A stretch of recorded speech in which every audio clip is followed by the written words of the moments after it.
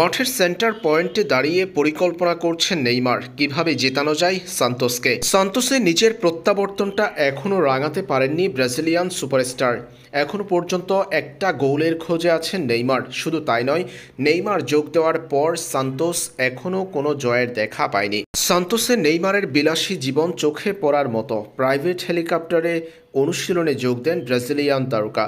তবে বিলাসী জীবনযাপন করলেও মাঠের ফুটবলে এখনও নিজেকে সেভাবে শতভাগ মেলে ধরতে পারেননি নেইমার জুনিয়র।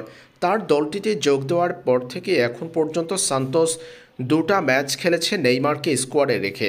সেই দুই ম্যাচের প্রথমটিতে বদলি ফুটবলার হিসেবে দ্বিতীয় অংশে মাঠে নামলেও আজ নেইমার জুনিয়র মাঠে নেমেছেন দলের মূল একাদশের হয়ে। তবে আজও গোলের দেখা পাননি নেইমার জুনিয়র। নেইমার যোগ দেওয়ার পর সান্তোস পরপর দুটা ম্যাচে ড্র করেছে। এখনও পর্যন্ত নেইমারকে নিয়ে সান্তোস কোনো জয়ের দেখা পায়নি। ব্রাজিলিয়ান এই তারকার জন্য যেটা হতাশাজনক বটে।